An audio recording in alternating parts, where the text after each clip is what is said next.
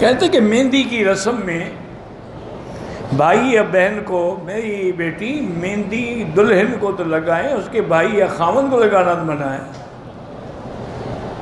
مرد کے لیے تو مہندی لگانا ناجائز ہے، وہ تو بالوں پہ یا داڑھی پہ لگا سکتے ہیں، ہاتھ پاؤں پہ نہیں۔ یہ تو رسمی ہندوؤں کی ہے، مہندی لگا رہے ہیں، وہ ہولی کھیلتے ہیں، یہ بھی کھیلتے ہیں ماشاءاللہ۔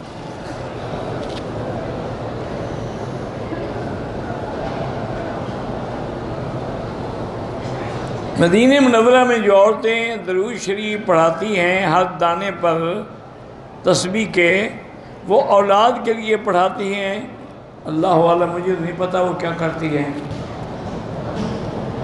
ہم نے تو یہی سنا ہے کہ اولاد مرد سے ہوتی ہے، یہ تمہیں کب سے پتہ لگا کہ عورتوں سے بھی ہوتی ہے؟ اللہ کی بندی بس روزی بنانے کا وسیلہ بنایا انہوں نے، اسی بہانے تم جاؤ گی تو کچھ نہ کچھ دے کے آؤ گی نا، کوئی مسئلہ نہیں شریعت میں۔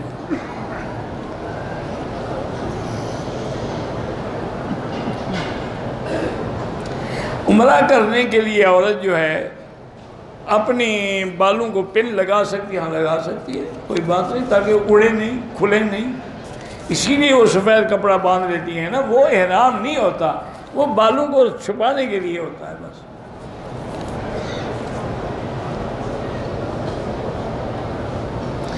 میں بیان آپ کیا سنتی ہوں پاکستان میں میرے بچوں کے امتحان، اللہ سب کے بچوں کو، آپ کے بچوں کو بھی امتحان میں کامیاب فرمائے، اور سب کے بچوں کو اللہ دین والا بنائے، صالح بنائے۔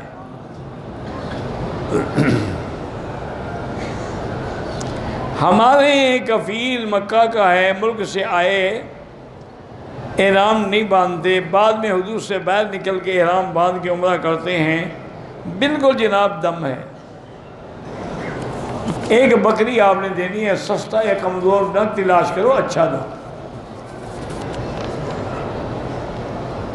پاکستان میں کون سی جماعت کو ووٹ دینا صحیح ہے جو پیسے دے آپ کو؟ تم جانا، تمہارا کام جانے، مجھے کیا پتا تمہارا کون نمائندہ ہے۔ اگر وہ اچھا آدمی ہے ووٹ دو، نہیں ہے نہ دو۔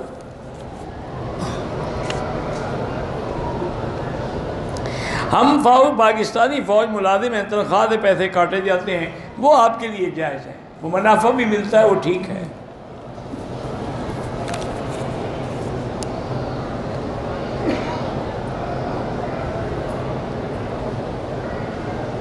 کہتے جی کہ اللہ نے فرمایا کہ کان عرشہ علی الماء، کہ پانی پہ تھا، تو وہ کوئی نشاندہی کر سکتا، کوئی نہیں کر سکتا۔ پانی پہ کہا ہے، زمین پہ تو نہیں کہا، زمین تو بعد میں اللہ نے پیدا کی، اللہ نے اس کے بعد زمین پیدا کی ہے، پھر زمین بھی پیدا کر کے چھوڑ دی، پھر آسمان بنایا، ثم استوى إلى السماء وهي دخان، اس کے بعد پھر والارض بعد ذلك دحاها، پھر زمین کو بچھایا گیا۔ وہ زمین تھی نہیں تو نشاندہی کیسے کریں؟ نہ تمہیں نشاندہی کرنے سے کیا مل جائے گا، مجھے یہ بتاؤ پہلے، یہ لکھ کے بھیج دو نا تو پھر میں بتا دوں۔ یہ تو امام محمد سے، نعوذ باللہ، امام محمد تھے نا، محمد بن حسن الشیبانی، امام شافعی کے بھی استاد تھے، اللہ ان کی قبروں پر رحمت کرے، کروڑوں رحمتیں فرمائے۔ تو سرکاری مولوی جو تھے نا وہ جلتے تھے ان سے، حق والوں سے آج بھی جلتے ہیں۔ دیکھا نہیں ابھی قاتلانہ حملے کر رہے ہیں، کبھی حلوے کھانے والوں پر حملہ ہوا ہے؟ نہیں، ٹھنڈے دل سے جا کے ملک میں چیک کر لو۔ بھئی نظام الدین شامزائی شہید ہوئے، مولانا ادریس انصاری شہید ہوئے، ڈاکٹر مختار شہید ہوئے، آدم فاروقی شہید ہوئے، ضیاء الرحمن فاروقی شہید ہوئے، آدم طارق شہید ہوئے، مولانا یوسف لدھیانوی شہید ہوئے۔ یہ ساری پارٹی کون ہے؟ کوئی حلوے والا تو مجھے بتاؤ شہید ہوا ہو۔ ان کو پتہ ہے یہ حلوے والے لوگ ہیں، ان سے خطرے کی ضرورت نہیں، حلوے کی پلیٹ دے دو یہ راضی ہیں۔ جھگڑا تو ان سے ہے جو اللہ کے سوا کسی کو کچھ نہیں سمجھتے۔ بہرحال دعا کریں اللہ ہدایت دے، اللہ رحمت فرمائے، اور اللہ تبارک و تعالی ہمیں بھی صراط مستقیم پہ چلنے کی توفیق عطا فرمائے۔ پتہ نہیں میرے دماغ سے بھی بات چلی کہ کیا کر رہا تھا۔ ہاں، تو ان سرکاری مولویوں نے بادشاہ کو بھرا، انہوں نے کہا جی آپ ایسے امام محمد کو اتنا بڑا امام سمجھتے ہیں، آج ہم آپ کو بتاتے ہیں کچھ سوالات امام صاحب جب تشریف لائیں ان سے پوچھیں، لیکن یہ پابندی لگائیں کہ وہ کتاب دیکھ کے جواب نہیں دیں گے، جواب عقل سے ہو، نقل سے نہ ہو۔ بات کہا ٹھیک ہے۔ انہوں نے کہا جی ایک تو یہ بتائیں کہ شیطان کہتے ہیں آگ سے پیدا ہوا، اگر آگ کو آگ میں ڈال دو تو کیا عذاب ہوگا؟ شیطان آگ سے ہے، جہنم بھی آگ ہے، پھر اس کو تو کوئی عذاب نہیں ہوگا نا۔ اور دوسرا یہ بتائیں کہ زمین کا سینٹر مرکز کہاں ہے، اور تیسرا یہ بتائیں کہ اس وقت خدا کیا کر رہا ہے۔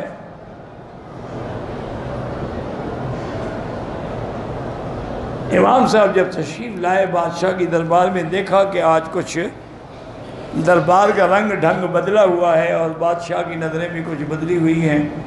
خیر بیٹھ گئے۔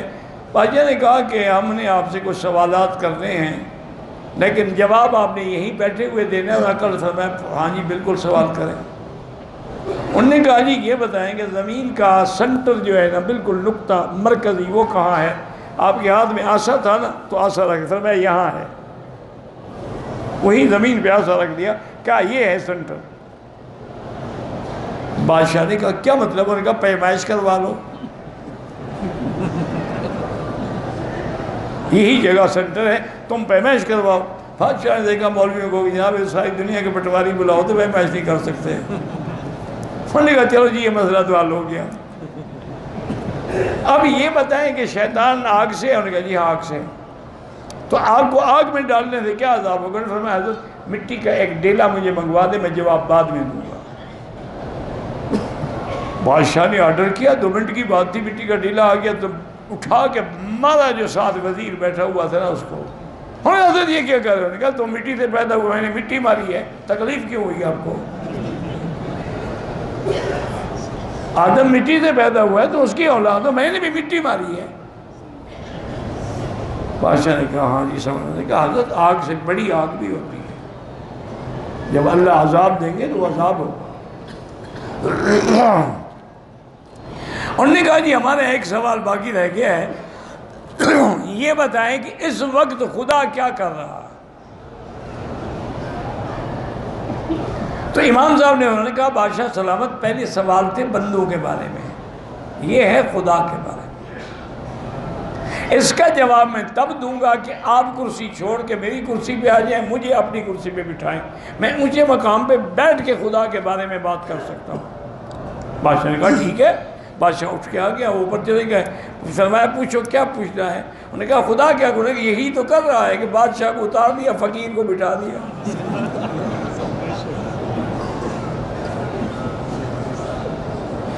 تو اس لیے جو ہے نا یاد رکھا کریں کہ اہل حق جو ہے الحمدللہ وہ اہل حق ہے، اللہ ان کی ہر جگہ حفاظت کرے۔